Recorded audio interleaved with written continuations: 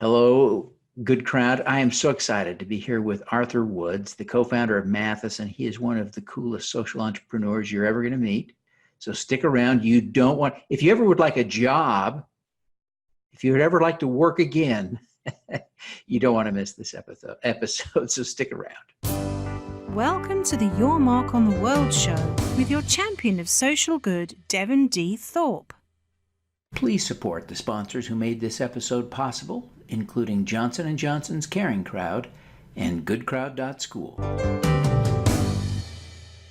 Arthur, welcome to the show. Hey, good to see you, Devin. How are you? Great. It's great to have you back. Thank you very much for joining me. It's great to catch up. Oh, it's a pleasure. Always great. You're on to new and great things. You were a co-founder at Imperative, and it's exciting to see you now with a new social enterprise. Tell us about Matheson. Yeah, so Matheson, I got so excited about it. I actually heard about this earlier this year. Matheson is a diversity marketplace focused on connecting underrepresented populations to the most meaningful jobs. What we do is we partner with nonprofits and social enterprises around the world who have built communities of underrepresented talent. And we give them a free software, marketplace software, they can use to surface their members as job seekers. And their members build talent profiles. They basically upload their resumes. We connect in a large ecosystem of employers who are committed to diverse hiring. And every single time an employer hires someone from our platform, they pay a fee, and we donate half of our profits back to the nonprofit where the candidate originated. It's fascinating. I actually worked my way through the onboarding process for for people, for human beings to get jobs, just to experience this before we did the show. And it is interesting. It's fascinating to see the data points you're gathering, many of which it's almost awkward to think about in the job placement. So like faith and religion come up, and some of these. How do you navigate what's legal and in order to achieve the diversity that you're looking to advance? It's a great question, Devin. So through our platform, because we are committed to giving a voice and basically raising the profile of underrepresented communities, we empower every job seeker to self-identify in terms of the communities they're part of, be it individuals from the LGBTQ community, individuals who have a disability, individuals who are from any underrepresented community. Through our platform, your identity is not exposed at all until you opt into a conversation with an employer. So you are completely protected. It's almost like a Tinder, an employer can swipe right, but you aren't connected unless you also swipe right. And that's a really important part for us. We want, what makes you diverse and unique to be a source of strength, not a weakness. We also want to empower and protect everyone on the platform. So that's the way that we've devised the model. Yeah. Well, it is such an important mission to increase diversity in the workplace, because all the data shows, right? Diverse teams do better than teams that aren't. Oh, absolutely. Absolutely. And, I have yet to meet a single employer who says, we figured it out. We have completely diverse teams and this isn't an issue. Yeah. We have to continue to address this. And to your point, there's a strategic imperative behind building diversity. And it is a kind of a problem in Silicon Valley that I think surprised a lot of us when that sort of came to the fore only about 3 years ago, that, there are very few women. The women who are there are not treated well. I mean, as an overgeneralization, but still, there is only a tiny fraction of ethnically diverse people in Silicon Valley. So it was really almost an alarm that went off, and it probably helped trigger the formation of Matheson, I imagine. It did, the homogeneity of Silicon Valley is a red issue. And I really, I give a lot of praise to the firms in Silicon Valley who have actually made the steps to make transparent their data. They're starting to track this, so they know the issue. We're starting to see some really exciting moves in terms of firms, leading tech firms, starting to invest in the communities that are supporting diverse pipelines. That's really why we devised our model. Not only is it important to source from underrepresented communities, but every time an individual is hired from an underrepresented community, we want to reinvest resources in the very organizations that supported them. And we think that has to happen tenfold, 100-fold to achieve the type of parity that we need in the workforce. Yeah. So Arthur, the revenue model for Matheson is placement fees. What's this typical structure that you have with your for-profit employers?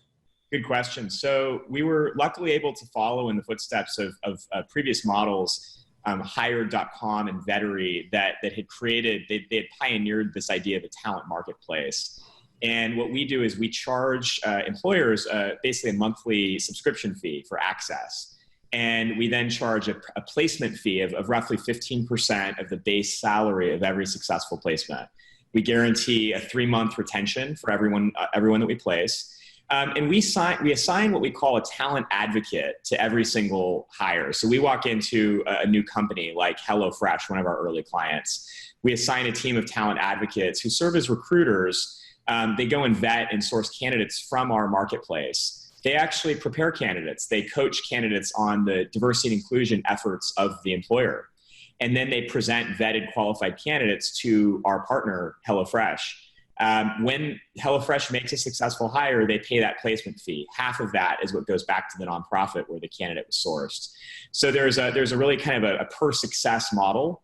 There is a subscription sort of component to it. And we believe that this role of the talent advocate is really important to make the role of recruiting a lot less transactional. One of the biggest surprises to us in the space has been kind of surprisingly how transactional recruiting really is right now. We want to kind of bring the heart back to it.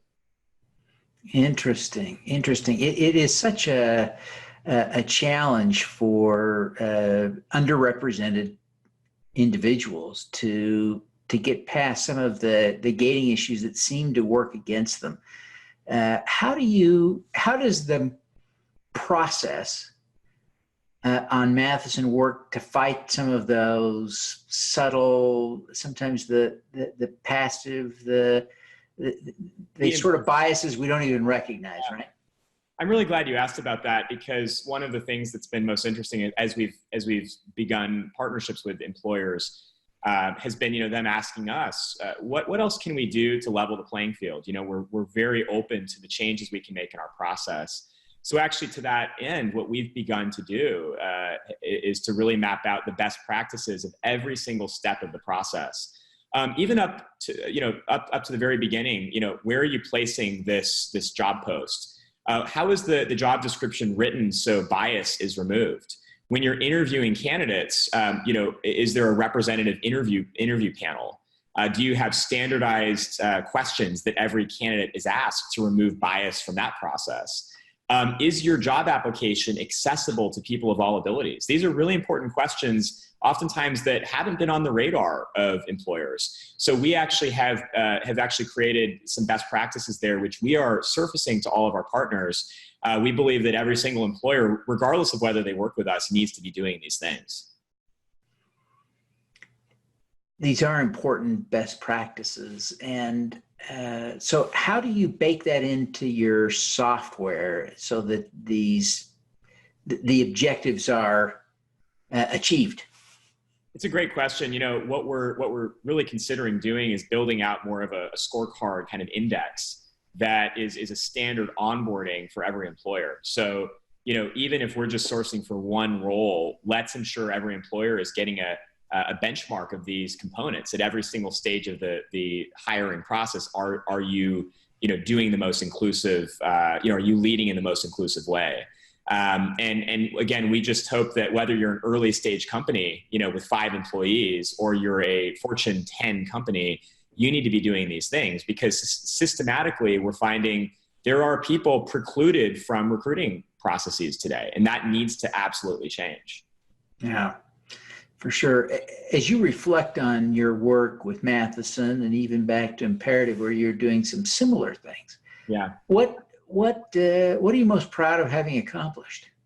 One of the things that really moved me was the work that I've been able to do in the last few years in the community of people with disabilities. I have been so incredibly touched by the role that work plays in the lives of people with disabilities. For so many, it's the first time those individuals have felt that they made an impact or that they were part of a community.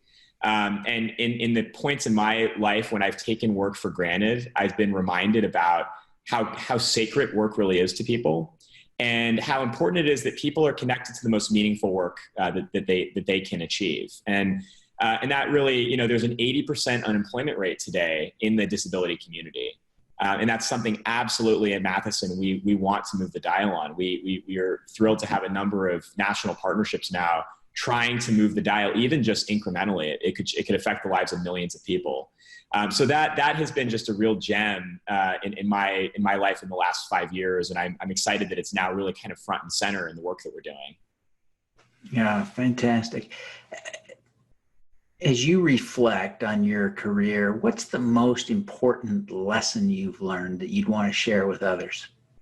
That's a great question. I heard a really good piece of advice from a mentor recently who said, in entrepreneurship, we have these ups and downs. When you're doing really well, it's not entirely your fault.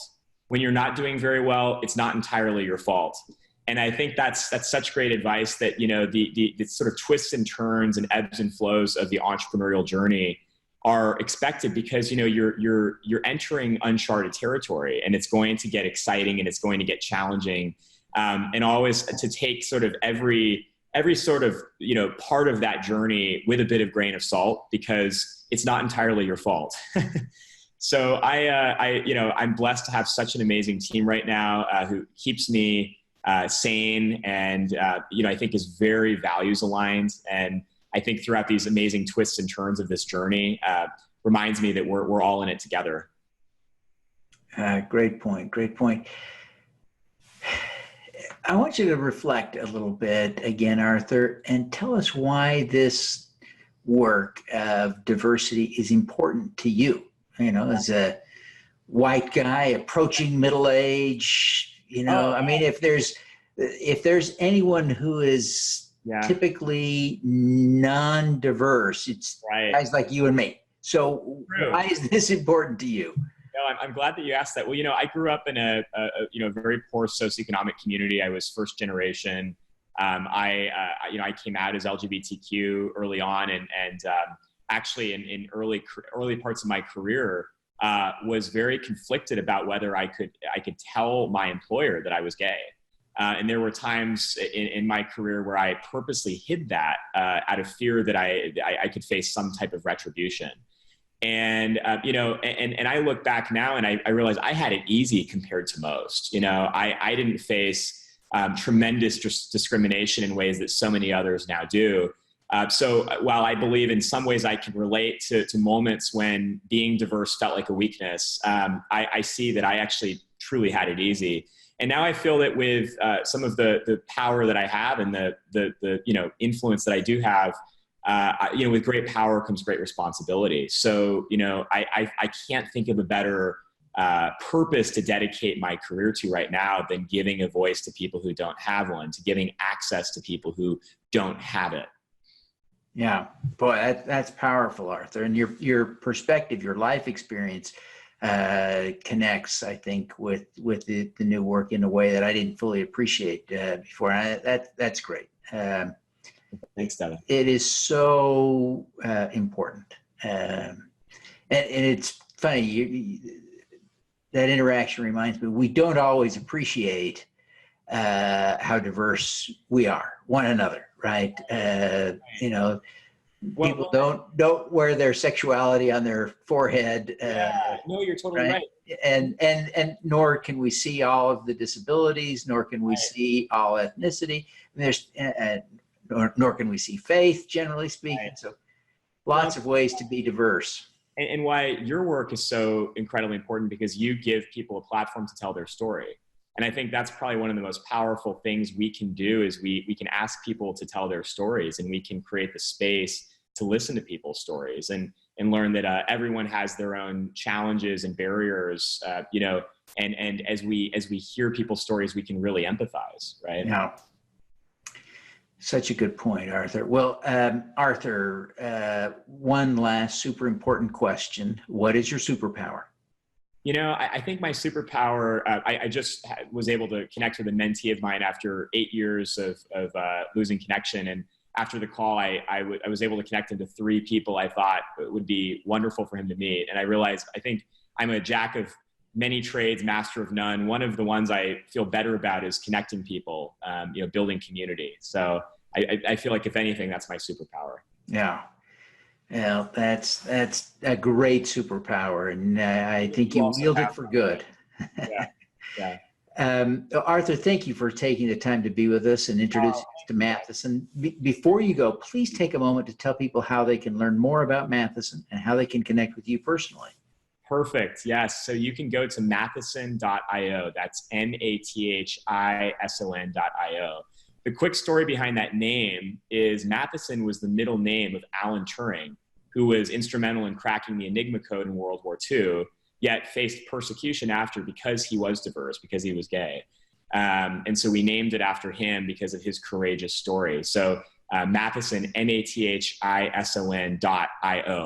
and sign up. It's free for every job seeker. And you, of course, can reach me. You can reach me there as well. And, of course, we would love to have you in our community.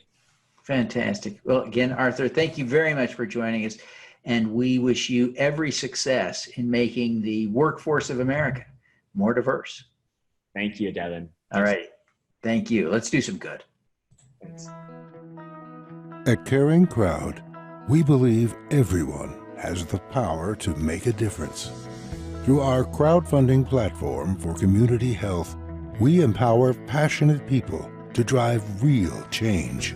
Whether you work for a nonprofit organization, volunteer, or want to get involved for the first time, you can post a campaign on Caring Crowd. Join us, because caring is where change begins. At goodcrowd.school, 5% of what you pay to learn how to make a difference goes to nonprofits working to eradicate extreme poverty, improve global health, and reverse climate change by 2045. So when you take a course to learn how to change the world, you do change the world. Get started at goodcrowd.school today. Thanks for tuning in to the Your Mark on the World show, the Social Impact Podcast. Please subscribe via YouTube, iTunes, Google Play, Stitcher, or Spotify.